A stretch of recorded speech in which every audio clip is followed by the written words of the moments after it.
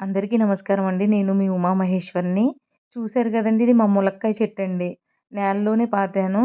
అయితే చెట్టు గూడా బాగా ఎదిగిందండి. పూత గూడా చాలా చాలా బాగా వస్తుందనమాట. అయితే పూత మాత్రం వచ్చింది. కాయలు అవ్వట్లేదండి.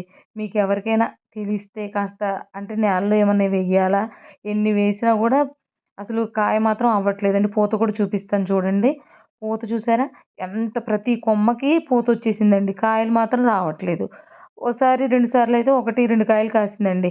పూత మాత్రం మొత్తం రాలిపోతుందండి. దీనికేమన్నా సొల్యూషన్ ఉంటే కొంచెం దయచేసి కామెంట్ సెక్షన్‌లో చెప్పండి. అన్ని వీడియోస్ అవన్నీ చూసాను. కానీ తెలియట్లేదు.